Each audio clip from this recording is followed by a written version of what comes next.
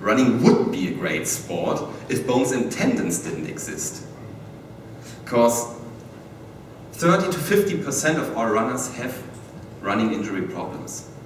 Just think about 10 to 20 million runners in Germany, half of them are injured once a year. It's millions of injured runners. In the push-off, this is no real push-off. All the professional runners will shiver as they see this because he's not able to extend his leg. And he's a poor lift of the shank, which means his heel is not lifted enough in the swing phase. So this is poor running style.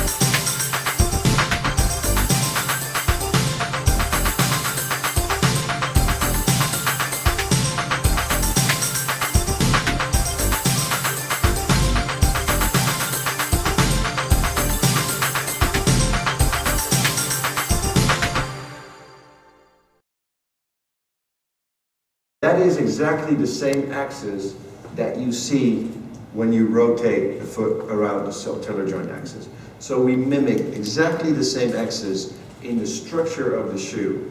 Now, what this does together with these two grooves that you see here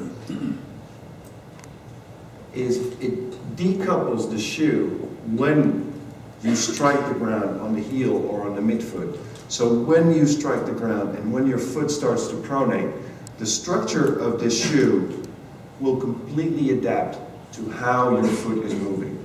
So the structure of the shoe will acknowledge the pronation that you are creating as a runner. Specifically, this is the Gel Light 33. So the Gel Light 33 is the hero item, the hero shoe for us in Spring 13. And obviously I'm a product guy, so I will always say that I love my shoes. I think we've created the ultimate running shoe. But first of all, we want to do 3 exercises you should do whenever you run to have strong muscles you need for running.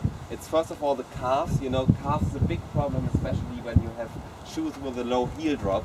And it's about the hip abductors. You need to have a stable pelvis when running, because running is always connected with a stance phase on one leg. So when you're standing on one leg while you're running all the time, left side and right side, you have to have a stable pelvis, otherwise it tilts and this causes injury problems. So we need our hip abductors and we need the big gluteus maximus muscle, because this is the most important muscle for the push-off and a long stride, and we need it not to sit down in the stance phase and to have a high load on the knee joint. So it's 3 muscles: calves, hip abductors and gluteus. We get into a position where we move our arms with this steep elbow angle.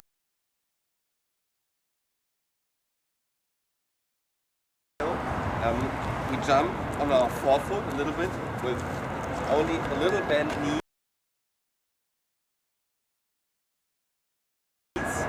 but put ourselves up high, and then we jump on the curb and back, and we do that precisely and fast. Then we do 3 times with 20 jumps. We have 1 foot on the bench and we got the complete foot on the bench. Not the half foot, the complete foot.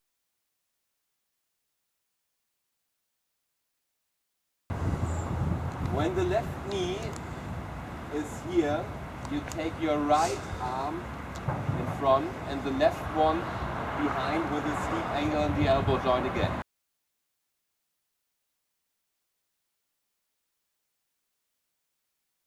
And when we now go up, we change the arm movement like this and take the other knee upwards.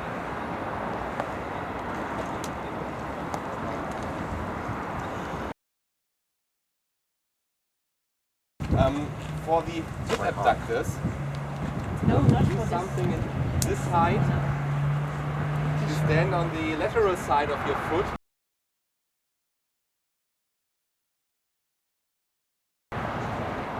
It's one line, your body is one line, not like this. It's one line.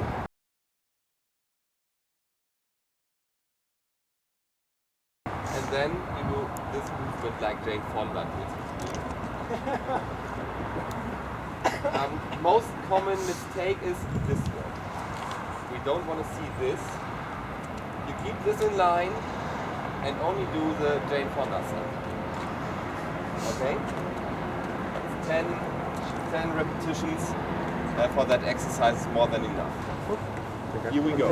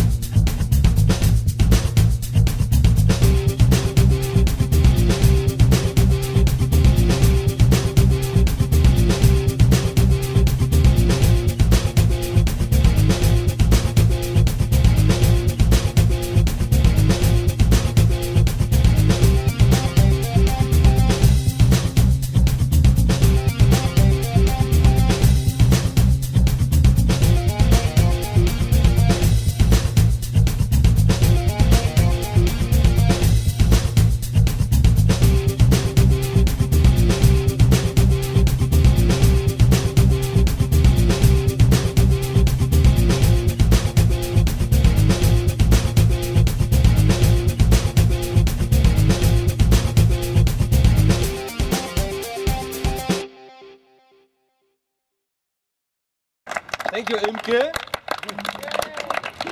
for supporting me here. I hand over to the Asics guys. Where are they? So we can have a bottle of cold water because it's so hot. Yeah.